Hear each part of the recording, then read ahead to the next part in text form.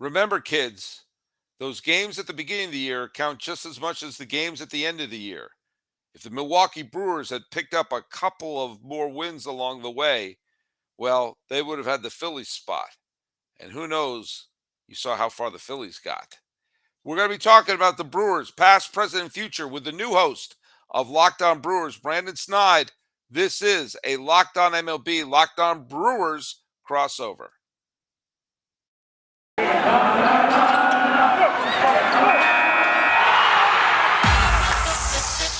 You are Locked On MLB, your daily MLB podcast. Part of the Locked On Podcast Network, your team every day. Hello, baseball fans, and welcome to Locked On MLB, part of the Locked On Podcast Network, where it's your team every day. This is the daily podcast. We talk about all of Major League Baseball. I am your host, Paul Francis Sullivan. Jay, I got a lower third right there. You can call me Sully. I am an Emmy-nominated television producer who has been a baseball podcaster for the last decade and spent the last 4 seasons here at the Locked On Podcast Network. You can follow this show at Locked On MLB Pods on Twitter and on Instagram. If you want to follow me personally, go to Instagram, where I'm at Sully Baseball Podcast. Be sure to subscribe to us on YouTube. And if you got a smart device, be sure to tell it to play podcast Locked On MLB.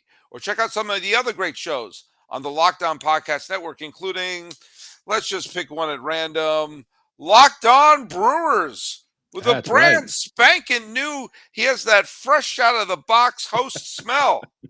Brandon Sneide, welcome aboard. This is your first time on Locked On MLB. It is, Sully. It's awesome to be here. I appreciate you. I appreciate the time. I appreciate the effort and the energy you put into talking about baseball. And when it's a winter storm pending in Milwaukee, it's great to talk about summer sport here in baseball. So it's good to be here. I'm glad to be with the Locked On Network. It's been tremendous. Well, look, as this show is being dropped on the week of Christmas, I'm not exactly sure which day. I'm going to pull back the curtain and sometimes record some of these ahead of time. This is when a baseball podcast is most necessary, in my humble opinion. Now, I'm here in Los Angeles County. I'm in the luxurious Locked On MLB studios in Pasadena, California, overlooking the historic Rose Bowl. But I've been there living in the Northeast and everything when it gets really cold. It's kind of dark. It's dark earlier. It's that awful level of snow when it's no longer Charlie Brown romantic and it's just nasty, Fargo feet crunching in the snow nastiness. And you're just sitting there and you're thinking about baseball. You're just thinking about baseball. And that's when you need a baseball podcast. In the middle of July, if you need a baseball fix in July, you turn on a game. And it helps when your team has made 4 trades now this offseason. Yeah. So it helps. And there's a lot to talk about. Yeah, there's a lot to talk about. There's a lot to break down. A lot of what ifs, of course, free agency is going on. So yeah, there's a lot going on here in Milwaukee, and with Christmas coming around the corner and a snowstorm, we're getting through it, and it's nothing out of the norm here. Sully, we're used to this by now. Yeah, let me just ask you a question here, and I promise I'm not going to harp on this too much, but it is kind of mind-boggling. This was a team that was in first place by themselves at the trade deadline, and they wound up missing a year where there are 3 damn wild card spots.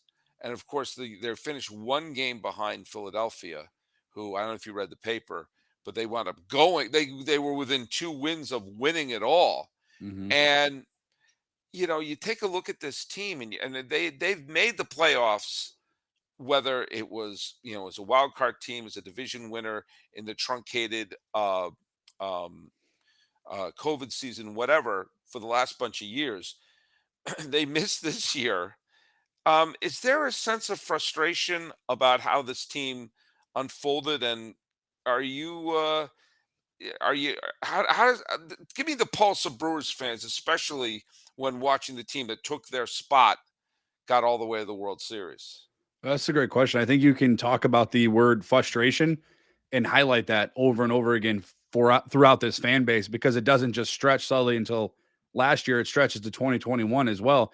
You win a record, tying the record high in wins, and 95 wins. I believe it was 90. I think they tied the record, 95 wins in 2021. And then you get to the playoffs against the Atlanta Braves, who I don't know, went on to win the World Series that year. And you just couldn't produce any runs. You couldn't get any hits going. Offense was just dead in the water. And then you're like, okay, well, we'll get to 2022. Pretty much the same team. You got your core pitching, you got your bullpen, your back end, and Josh Hader and Devin Williams. You're good there. You got Colton Wong coming back. Rowdy Tellez is here. Willie Adames is here. Will Christian Yelich break out of his slump?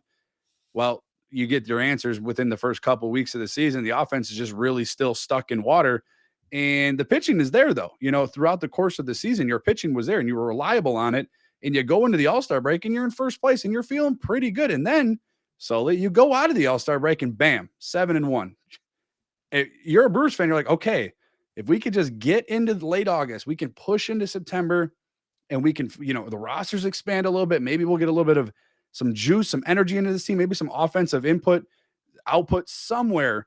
And it just never happened. And then August 2nd comes around and you trade Josh Hader, which is still mind-boggling. It is always hindsight 2020 because you get William Contreras from a piece that you acquired out of that Josh Hader trade. So we'll see on that. Yeah. I've told listeners of my show, we'll wait on that. It looks bad still, but we'll see what happens. But the frustration with this fan base is it's growing day by day. And then we won a championship. They won a championship. The fans, we won a championship. I say we because I'm a fan. If you can, that's fine. I get it. We'll get into your fandom in a second. You look at this stretch.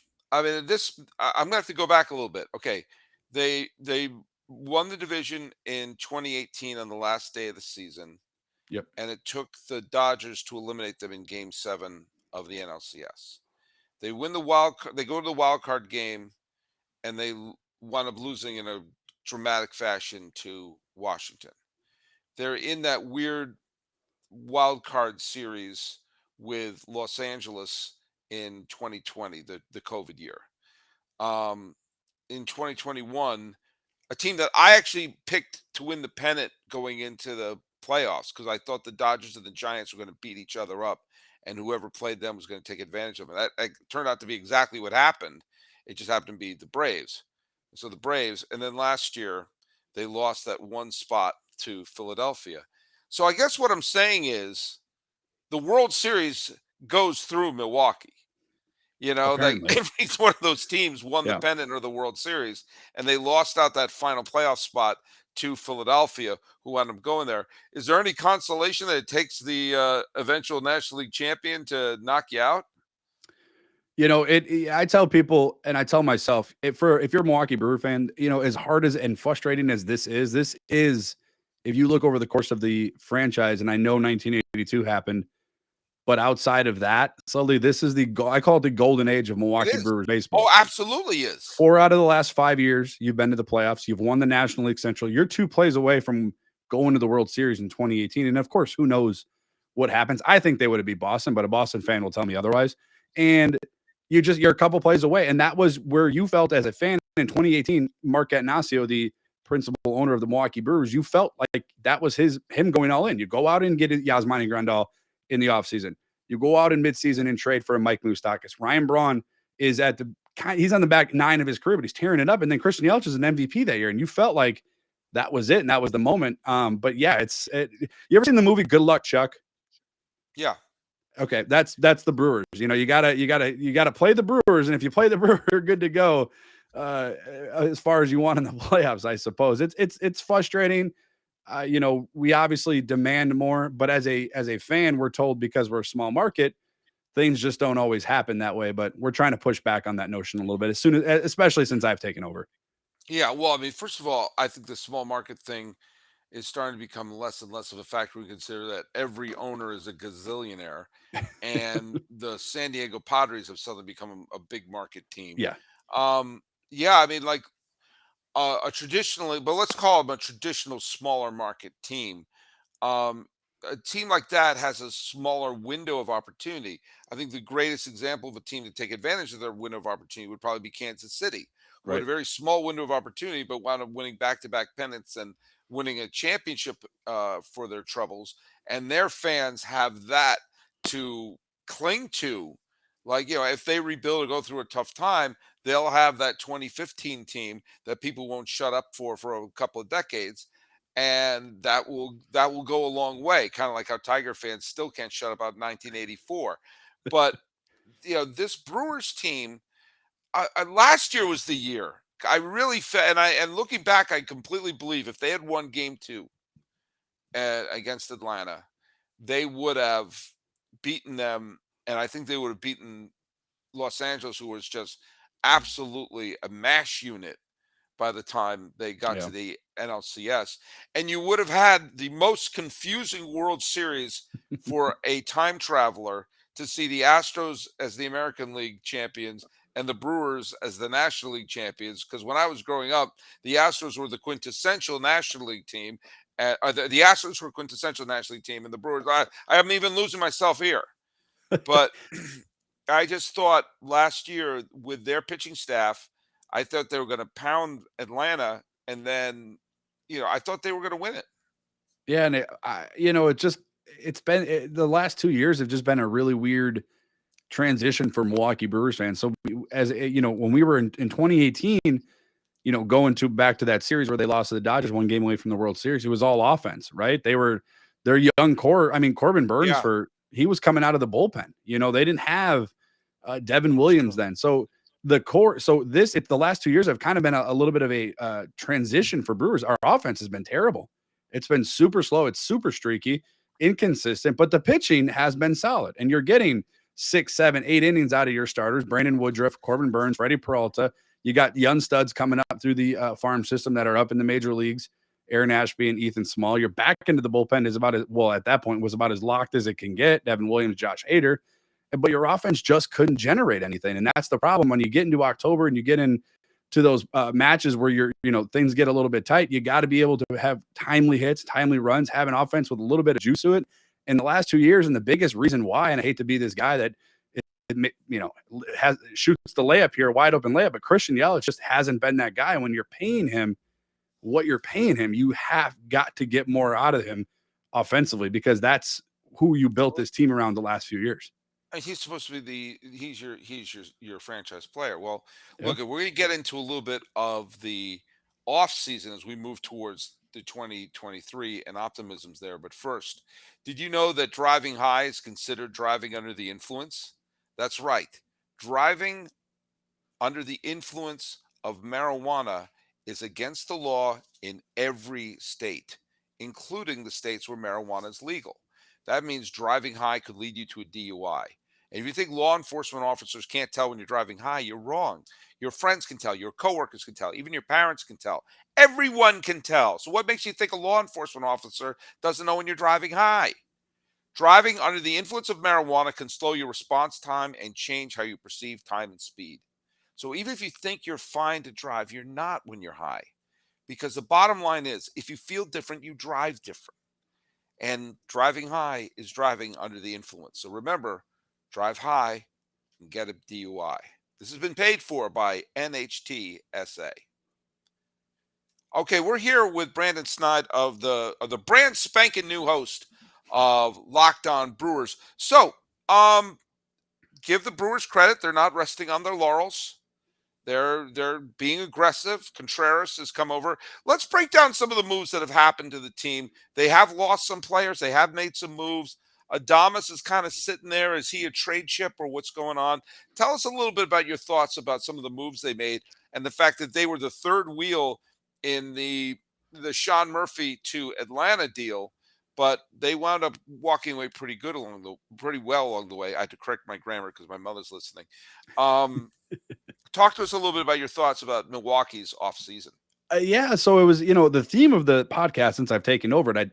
I tell my listeners there's more questions than answers, because going into this, we weren't sure about the catcher position. Victor Carantini was, after you let Omar Narvaez go, was your starting catcher on the 40-man roster, and that wasn't going to probably fly going into the season. You weren't sure about your bullpen. Your back end of the bullpen still has question marks. Third base is still a question mark. But then for an offense, we talked about it in the first segment there, Sully, that struggled, and you trade away your first hitter, your best hitter a year ago, in Hunter Renfroe. And you're like, okay, well, he was due 1 year, $11.5 million out of arbitration. I guess you get a few bullpen arms out of the Los Angeles Angels. Oh, they got him. That's right. They traded him to the Angels. For a Yep. second, I thought they traded him to the Rangers because whenever I can't remember who a player signed with or who they were traded to, it's always the Rangers. I don't know why. I don't know why. All right, sorry, I didn't mean to stop No, you there. you're absolutely fine. And then you go to your second best hitter, your Gold Glove second baseman, who's been a staple in the middle of your infield, and Colton Wong, and he gets traded for a guy that has question marks around him. Jesse Winker had a couple guys that I talked to who covered them within the last few years, and they speak very highly of Jesse Winker. That Abraham Toro was also included, that another utility infielder for the Milwaukee Brewers. So you got Jesse Winker, who in 2021 was an all-star, had some good numbers. His splits at American Family Field are absolutely insane. Like, if he could have a little bit of what he did in his small time here in Milwaukee when he was playing with Cincinnati, and he was here, 6, 7 times a year, I think Brewers fans will take that. And then, I was actually recording a podcast, and we're sitting there talking. I was talking to a former Brewer pitcher, and we broke the news on the podcast. I mean, Ken Rosenthal, tweets were going off like crazy, and I'm like, we have no idea what's happening. All of a sudden, you see William Contreras included in a 3-team deal. William Contreras going to Milwaukee, and you're like, okay, as a Brewer fan, you're like, right now our farm system is probably the best it's been in the last, I don't know, maybe 10-ish years, last Right, decade or so. right, So you're like, you're holding your breath as a Brewers fan because you didn't know what you gave up for William Contreras. And as great as William Contreras is, you knew that if he had to be included in a deal, a 24-year-old all-star catcher with 5 years of control, it was probably going to come at a high price, right? So you're looking and you're right, waiting and you're waiting, and all of a sudden, like 30 minutes later, they finally release it. It's Ruiz going to, it didn't even go to Atlanta. He went to Oakland. And right, you look back and you sit back in your chair. And as a Brewers fan, we're sitting there. We're like, okay, there's got to be more. Like, Adames has to be going to Atlanta. Like, there's no way the Brewers just got one of the best hitting DH catchers in the National League for at that point was their 10th ranked prospect in their farm system. Like, there's no way. No way. Turns out it was. right, And you solidified one of your biggest, I think it's the biggest need. I think the catcher position was the biggest need. Willie Adames is the tricky one, okay? Because you look at the guys around him, and I think it's over between Swanson, Bogarts, Turner. There's like one or two more that got signed this year. They all for a combined $1 billion this season, right. this offseason, It was me. from I was the other one. from their respective teams. $1 billion. So it's like, okay, you look at Swanson's contract, it's probably the most realistic contract for Willie Adames. I don't know about the no trade clause that was included in Swanson's, but yeah, I think you're looking at somewhere between 20 to $25 million for Willie Adames. And like I've told my listeners, you have the core pieces for a championship in Milwaukee. It may sound crazy. You may have other people tell you otherwise. You're going to hear about the New York Mets. You're going to hear about the LA Dodgers. You're going to hear about the Atlanta Braves. But I guarantee the Mets really improved their starting rotation this offseason. But I would put their Milwaukee Brewers starting rotation up against anybody's right now. When you talk I about, would too. I would too. Cy Young Award winner Corbin Burns, Brandon Woodruff, who's damn good at himself, you got Freddie Peralta, who's your 3 starter, Devin Williams in the bullpen. You got Willie Adames. Now you have your catcher or your DH. And I talked to a former player, Paul Bird, yesterday about Contreras, and he thinks he's a better defender than he's given credit for. So you have the pieces to compete, but you got to keep those pieces in Milwaukee. Now, Willie Adames has 2 years of control left. He's slated to get $11 million in arbitration this year, but he is going to demand more than that. And he should, because the market right now indicates he deserves it. Yeah, and he's a tremendous player, and it's been a tremendous acquisition for Milwaukee. So, by the way, Paul Bird, your guest, I got to poach him from you. He's a great guest there. He is the answer to a bizarre trivia question, which is who was the only pitcher to win a postseason game against the 2005 Chicago White Sox? And it was Paul Bird. I was going to say, I'm guessing it's Paul Bird. Well, because the White Sox were one of 2 teams since the wild card era to go through the whole postseason losing only one game. The 99 Yankees and the 2005 White Sox each Wow. lost only one game. The Yankees in 1999 lost one game. Roger Clemens started that game. It was against Pedro Martinez. That's when Pedro Martinez was from a different planet. Yeah. But Paul Bird pitched for the Angels in 2005, Yep. and the Angels won Game 1 of that ALCS against Chicago, and then looked like they were going to extra innings when there was the whole AJ Przinsky shenanigans when Just toss the first. Just toss the first. That would have ended all Yeah, controversy. would have But been done. would have been done, and probably the Angels may win that game in extra innings. And it's a very different postseason. But anyway, that's neither here nor there. I think I also think the Brewers are going to be in a nice position. You always see around February or March, there are a bunch of players who probably have 1 or 2 years left in the tank floating around who have been either non-tendered or haven't worked out a deal yet and would like to sort of prove to the world they still got it. I think there could be a couple of reclamation bats or a couple of platoon situations where you don't have to pay the $250 million to get major league production. That's where the Brewers, I think, are in a good position in that they have the pitching, and you just hope and pray and go light candles and do your rosaries, hoping that you're probably not going to get MVP Christian Yelich again. But hopefully, if you get pretty good Christian Yelich again, Mm-hmm. that's like Mm-hmm. making a trade right there. Yeah. No, I absolutely agree. And you look at, I kind of mentioned that a little bit throughout the course of the last few weeks, is third base seems to be the one other big question mark. And look, I advocated for Justin Turner. I know he's 38 years old. I know he signed a 2-year, $22 million deal. I would have been willing to look at that because right now there is no future at third base in Milwaukee within their current roster and their down in the farm system. So yeah, absolutely. Evan Longoria is another name that I like throwing out there. Obviously, the big name that people want is Brandon Drury in Milwaukee. I get it told to me probably every single show that I do that's who Milwaukee or who the fans want in Milwaukee. But I think that's kind of how the Brewers have operated. So then you look at right now, and it shouldn't be shocking, I guess, but the Milwaukee Brewers right now are currently one of only two teams in the entire Major League Baseball that have not spent a dollar in free agency. Now, I don't know. I don't think that's changed for Miami. I haven't seen the latest news in the last few hours, but you're the one of only two teams who not spend a dollar in free agency. Keep in mind, the Brewers were in the top half of Major League Baseball in ticket sales and merchandise last year. So it's a fan base that is continuously going to the games, buying the merchandise, supporting the team. I think at some point you got to look at this. And then if I'm an owner, and of course it's easy for me because it's not my money, I have a team right here that is ready right now to compete. Right. And you don't need to go out and spend, like you said, you don't need to go out and spend, tons and tons of money. You got to shore up some pieces, right? You need another close. You possibly need another closer. Can Devin Williams close? He struggled after the Josh Hader trade. Now, was that mental?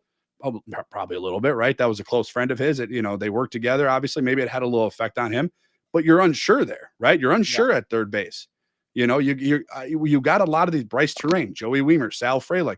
We don't know what we're getting out of these guys. They're coming up. They're on the 40-man roster right now, but we don't know what we got in them. They tore up AAA, sure, but just as well as I know and just as well as all your listeners know, that doesn't always translate to major league production. Well, if they're able to Voltron a couple of pieces together and, platoon here or a reclamation project there, and they can keep their pitching as good as it has been, then it's a surefire bet that the Brewers are going to have yet another winning season. And if you're making any bets, what you should do, you should head on down to BetOnline, which remains your number one source for all your online betting needs. Find your sports betting info, stats, news, and analysis at betonline.net. Get the latest odds and trends for every professional and amateur league out there, from pro football and college bowl season, basketball, both pro and college. They got it all at betonline.net. And if you love sports podcasts, you can find those at BetOnline as well. They're always the fastest and easiest way to get your betting information. So head to the website today or use your mobile device to learn more. BetOnline, it's where the game starts. Hey, quick question. We're here with Brandon Sneide, the brand spanking new host of Locked On Brewers. Tell us a little bit about your Brewer fandom. Who was your guy growing up? And I think I'm a little bit older than you because I have vivid memories of the '82 season. But what were some of the players other than CC Sabathia that you grew up loving that people think about as a Milwaukee Brewer? So yeah, I'll tell you, I grew up a Brewers fan. I'm born and raised here in Milwaukee. I left for a period of about 12 years. I was in the Army. I I enlisted in the Army. I guess it's the same thing. I'll take either one. That's more than Yeah, I I ever mean, I did. guess it works. And thank you very much for your Oh service. yeah, appreciate it. Yeah, so it's been a staple of my life, man. I'll tell you, I can remember early childhood memories. Did you serve in the Middle East? I did. Yeah, I was deployed in Iraq and Afghanistan. Oh my goodness! Wow, I used to watch that's Brewer games, Sully, at like 3 in the morning. I wouldn't miss it. wow, wow, that's Yeah. amazing. That's Yeah, I absolutely used to have amazing. my mom would record it. This is back before like smartphones, record it on a camera and send it to me. Yeah, we have great memories with the Brewers. It was my first love. My dad actually, this is like real quick, I'll get to what your question is. My dad actually almost made the Brewers in 1980. I want to say it was 86. They had open tryouts back then, and you could go to County Stadium at the time. And he played with Robin Yount, Paul Molitor, and he made the final list. He didn't make the roster, obviously, but he was close. I was going to say, So base is your dad Billy Joe Robideau? Is that who your dad is? no, Remember no, that no, no. name? So it's baseball is just always it's always been around growing up, and so the Brewers have always obviously been a part of that. Uh, Jeremy Burnitz, I'm sure you remember Oh yeah, oh Jeremy yeah. Burnitz, BJ Surhoff because my initials are BJ. So I was a fan of his. Ryan Braun Jeff is probably Jeff Cirillo Jeff was he? Cirillo. I Yeah, actually have a story about Jeff Cirillo, I had a real feeling you quick. did. So, so I'm sitting on the third base side. Me and my aunt go to this game. It's at I think it was at American Family. Well, now Miller Park or then Miller Park, and he hit. This is before the net goes all the way to like corner to corner. He Hmm. hits a ground ball, hits me in the stomach. The ball falls on the pavement or whatever. Somebody else behind me picks it up. I was like 12 years old. They wouldn't give me the ball back. So Jeff Cirillo hit me with a foul ball. So if Jeff Cirillo's out there, I want another baseball, one other opportunity Well, to get that back. okay, that's it. That's it, folks. We got to make it our mission here. We got to get Cirillo on Locked On Brewers. Got to have it. Got to have Yeah. it. So the big one though, the big one, and this is gonna make you. I don't know if how this is gonna make you feel, but Ryan Braun Right. was like the big one for me. So growing Yeah. up, I was just getting ready to finish up high school, and I remember seeing this. I don't want to call him arrogant or cocky, but he was at He Miami. was Yeah, absolutely. he was, and as a kid, you're like, yeah, I like that, man. I want that. That's my guy. So throughout his minor league career is the one guy I followed, and one guy I absolutely loved. I wanted to be like. I wore the number 8 in high school. Hmm. He was my guy, and he still is to this day. He's one of my favorite players, professional players in any sport. So Ryan Braun was there, Jeff Cirillo, Jeremy Burnitz, Jeff Jenkins was another one, the outfielder for the Milwaukee Brewers. Yep. Later played Those for the those Phillies. those mid 90 Brewers, those is Yeah. hard, man. It was hard. Early Yeah. 2000s, it was hard. It didn't get good really until the fielder JJ Hardy and Ryan Braun. When they started coming up through the Right. minor leagues, then you could feel a little bit of a change throughout the organization and certainly throughout the fan base. You got the Niger Morgan hit to clinch the Oh division man, series in 2011, and 2011. Yep. they had home field advantage in the NLCS against the Cardinals. Again, the World Yep. Championship has to go through Milwaukee, but that was a That year with doesn't fail. the Cardinals only made the postseason because the Braves collapsed, and they beat one of the best regular season teams I ever saw in the 2011 Philadelphia Phillies. And so I gave the Cardinals no credit. And I was like, oh man, the Brewers are going to get to the World Series. And they got to game 6, but they couldn't make it stick. But wow, man, lots of great memories. My my cousin Dave, who's a rabid Met fan, but he went to college in Marquette, and Okay. he was there in '82 Okay. for Yount, Cecil Cooper, Molidor, Stormin Gorman Thomas, Jim Gantner. Such a good Um, team, though, man. oh, Holy up and cow. down. And the injury to Raleigh Fingers probably cost him the World Series Yeah, I think so too. Yeah, because I think most people would agree with that. their bullpen blew at least the bullpen blew game either 3 or 4 to St. Louis, and they it was game 7 was back and forth. I'll tell you this. I don't want to tell this story, but my family lived in Europe for a couple of years when I was about 8, 9, and 10 years old, and I just rabid out of my mind baseball fan, taken away from baseball. And my best buddy was another American. There was a lot of companies had offices in Switzerland, and my father worked there for a couple of years, and so and we would get like the scores like 2 days after they happened. This is way pre-internet, and so my best buddy was another American who was living there, whose father worked at Caterpillar, and he was a huge PJ was a huge Brewers fan, loved Cecil Cooper, loved, Yount, loved, Ted Simmons, all of them. And so, and everyone in Europe at that, the Americans there had VHSs. We were all early in on VHSs because people sent tapes from America so we could watch American television. And so I told PJ, if the Brewers make the playoffs, I'll send him tapes of the games. And I don't know if you know, but the 82 division went down to the final day between Baltimore and Milwaukee. And Milwaukee winds up clinching on the final day of the season. And they went to play one of the most star-studded teams I ever saw in my life, which was the 1982 California Angels. And I was like, PJ, I hope you're happy you're making the playoffs because they had Fred Lynn, That's where it's Reggie going. Jackson, Rod Carew, Doug DeSensei. There's another huge one in there. Bobby Grich, Don Baylor. They had Tommy John pitching for them. It was like, I remember, it was like unbelievable. They were down 2-0 to them in a best of 5 series, and they won the last 3 games. And then they wound up playing the Cardinals, and it should have been Bruce Sutter versus Raleigh Fingers in the World Series, but they had to use Pete Ladd, and alas, the Cardinals took the lead. But I just, I'll closest we've ever been to a World Series. Yeah. And that was, maybe the closest we'll ever get to a World Series.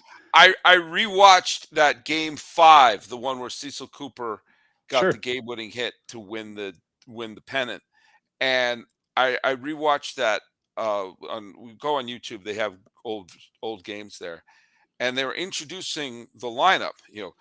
Doug DeSensei is Bobby Grich, Reggie Jackson, Fred Lynn, Don Baylor, Rod Carew, and I'm sitting there going like, how the hell did this team lose? And then they cut to the dugout, and there was Gene Mauch. And here's the thing about Gene Mauch. Gene Mauch could make any great team good. You give him a great team, and they'll have a good year. Oh, yeah. And you look at the guy won more games as a manager than anyone who never won a pennant, and yet kicked away at least 3 pennants that were sitting there on a silver platter. And each time you could find moments of, Gene, what in the name of Yahweh are you doing right now? And Brewers fans, be happy that Johnny Mack or Jim Fregosi or none of them were managing the Angels in 1982. You've got that World Series. Things could be different. We'll take that. Yeah, we'll take that. Hopefully we can find some we can even it up here a little bit here going into 2023, but I don't know. It's not looking great right now. The division's really tough too here for Milwaukee, the NL Central. It is, but you know what? You did the hard part. You developed the pitching staff. Well, that's the other thing. We didn't even really talk about it. It's my fault for not bringing it up. When are they going to pay Corbin Burns, and what the heck is he going to cost? And are you going to pay him? That's why you got to do it now. That's why you got. That's what I'm saying. That's what I've been preaching. You got to do it. Do you ever see the original Planet of the Apes? I know I'm getting really old with my references here, but I do though. I agree. Yeah, my dad always had it on. I know exactly what you're talking about. The Apes had those nets, and they caught Charlton Heston and all them. That's got to be the Brewers organization for unsigned hitters. Just sign them and invite them all to spring training. And say, hey, do Operation 2013 Red Sox, which is get a bunch of guys who say, hey, you think you deserve a big contract? Show us. Go out there and win.